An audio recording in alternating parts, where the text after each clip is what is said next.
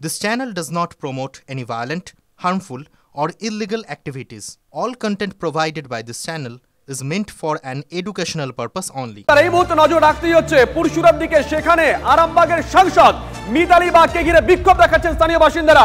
সেই ছবি আমরা দেখাবো। বিক্ষোভের মুখে আরামবাগের সাংসদ, বানভাসী মির্জাপুর এলাকায় মিতালি বাগকে ঘিরে বিক্ষোভ দেখান সেখানকার বাসিন্দারা। এই হচ্ছে সেই ছবি। মাসকট স্পিন কন্ট্রোল ল্যাবের পরীক্ষায় এটি প্রমাণিত। কেয়াসেট অ্যালোপেক্স পেন্টা অ্যাক্টিভ নতুন চুল গজাতে সাহায্য করে, চুল পড়া বন্ধ করে। কেয়াসেট অ্যালোপেক্স পেন্টা অ্যাক্টিভ 10 হেয়ার ফল প্রবলেমের একমাত্র সলিউশন। এখন ওনার বাড়িতে খাবার আছেন, আপনারা অসহায়, আপনারও মেয়ে একজন, আমি একজন মেয়ে, আপনাদের মতো আমি একটা গরিব পরিবারের মেয়ে, আপনাদের পাশে দাঁড়াতে এসেছিলাম। আপনারা আমার হাতে খাবারটা দিতে শিখি ওইখানে গন্ডগোল পাকাচ্ছে। আপনারা এদিকে আসুন, আপনারা বললেন আমার এদিকে এই বন্যা পরিস্থিতি তুমি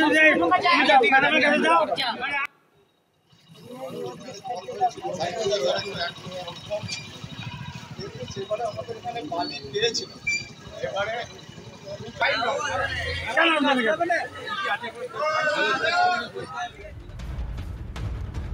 তন্ময় রয়েছেন আমাদের সঙ্গে, আমাদের সহকর্মী। তন্ময়, ঠিক কি ঘটেছিল? মানে মিতালি দেবীকে কেন বলতে হলো আমি আপনাদের মতোই গরিব পরিবারের মেয়ে?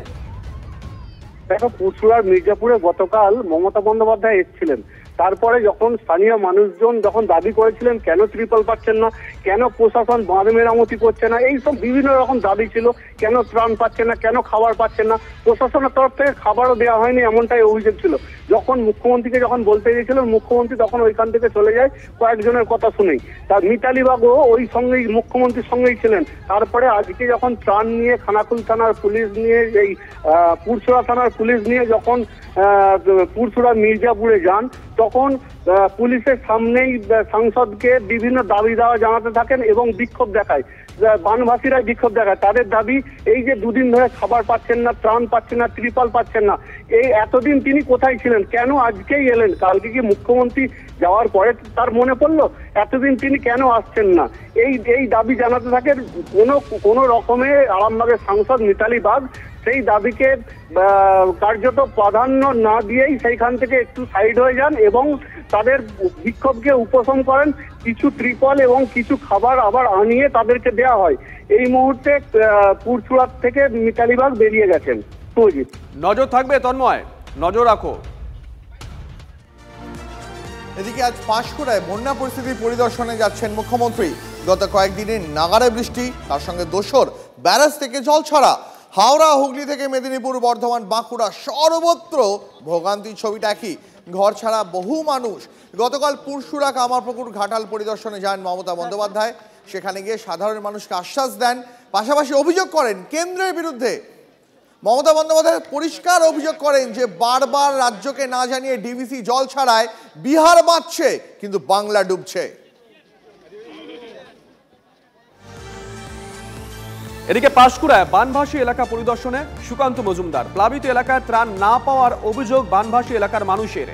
জেলা সভাপতির মাধ্যমে ত্রাণ পাঠানোর প্রতিশ্রুতি সুকান্ত মজুমদারের। ডিবিসি জলে ভাসছে পূর্ব মেদিনীপুরের পাঁশকুড়া। জলের তলায় ঘর বাড়ি, চাষের জমি, রাস্তাঘাট। আমরা এই মুহূর্তে সেই ছবি দেখাচ্ছি। সুকান্ত মজুমদার গেছিলেন, গ্রামবাসীদের সঙ্গে কথা বলেন।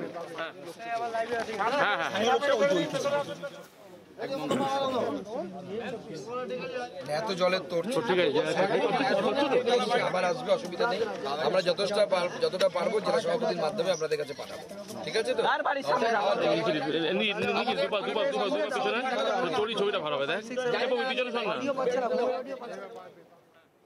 আমরা বাংলা জল ছবিগুলো একবার দেখাই। 6টা ছবি একসঙ্গে এই মুহূর্তে আমরা দেখাচ্ছি। আমরা দেখাচ্ছি ঘাটালের ছবি, ড্রোন শট। ছবিটা একবার দেখুন। খানাকুল, জলের স্রোতটা দেখুন, বুঝতে পারছেন? আমতার ছবি আমরা দেখাচ্ছি, দেখুন অসহায় পরিবার ডিঙি করে যাতায়াত করছে। উদয় নারায়ণপুর, তার ছবি ড্রোন শটের মাধ্যমে আমরা দেখাচ্ছি এক্সক্লুসিভ টিভি9 বাংলার পর্দায়। গোটা এলাকা মেদিনীপুর ছবিটা একবার দেখুন, উঁচু জায়গা, সেখানেও জল উঠে এসেছে। পাঁশকুড়ার ছবি, বাড়ি হেলে পড়েছে।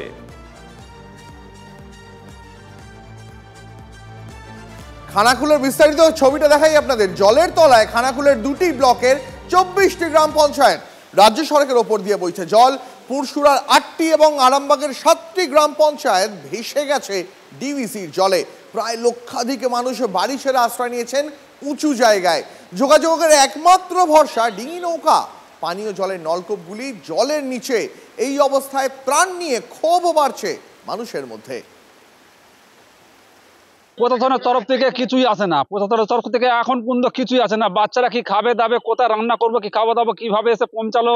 এবং বাঁধ দিকে এসে আমরা রাত 12টার সময় ডুবে ডুবে কে হাঁচি ছুটে কাপড়ের পুল্লি করে তালা স্কুলের গেটকে কোনো রকমে করে খুলে আজ স্কুলে আমরা বসবাস করতে এসেছি ছেলে মেয়েদিকে নিয়ে। গরু ছাগলের মতনই তো আমরা হয়ে গেছি। আমাদের এখানে নেতারা আছে না মন্ত্রীরা আছে হেতা ভোটের সময় শুধু নেতারা বাকলুকে যাবে আর নেতাদের আর খোঁজ নাই আর খবরও নাই। খাবার দাবার তো কষ্ট পাচ্ছি, কালকে যা ছিল সেই সবই খেয়েছি, এখন আমি খাওয়ার কিছু ব্যবস্থা নেই। 10টা বাড়িতে আছে ছেলেপুলেরা কি খাবে, না খাবার দিকে কোথাও কি পাবো আমরা। জল পানি তো জলের যা অবস্থা, জল দিয়ে পোকা মাকা পিমড়ে উঠছে, কি ছেঁকে ছুঁকে খাচ্ছি, না কোথা পাবো জল। ক্রমশই বিপজ্জনক হয়ে উঠছে খানাকুলের বন্যা পরিস্থিতি, ক্রমশই জল বাড়ছে। এখন আমরা দাঁড়িয়ে আছি অপেক্ষাকৃত খানাকুলের উঁচু জায়গায় রাধাবল্লভপুরে। এখানেই দেখতে পাচ্ছি যে এই দোকানেও জল ঢুকে গিয়েছে, দোকানের শাটারগুলো প্রায় হাফ জল হয়ে গেছে। দাঁড়িয়ে আছি দোকান ঘরের ঠিক নিচে, এই নিচে নামা যাবে না, জলের স্রোত বইছে, এই দিক দিয়েও জলের স্রোত বইছে। ইতিমধ্যেই খানাকুলের 24টি গ্রাম পঞ্চায়েত জলের তলায় চলে গিয়েছে। অন্যদিকে আরামবাগের 7টি গ্রাম পঞ্চায়েত এবং পুরসুরার 8টি গ্রাম পঞ্চায়েত জলের তলায়। মুন্নেশ্বরী এবং দামোদর বিপদসীমার উপর দিয়ে বইছে, রূপনারায়ণ বিপদসীমার উপর দিয়ে বইছে। অন্যদিকে খানাকুলের হরিশচকে একটি কংক্রিটের ব্রিজও ভেঙে গেছে বলে আমাদের কাছে খবর এসেছে।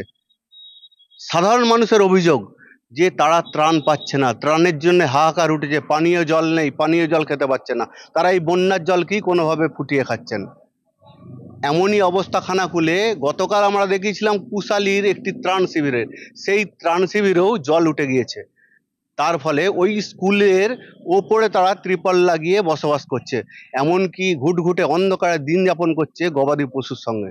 খানাকুলের বন্যা পরিস্থিতি ক্রমেই ভয়াবহ হয়ে উঠেছে। খানাকুল থেকে ক্যামেরায় মধুসূদনদের সঙ্গে তন্ময় বৈরাগী, TV9 বাংলা।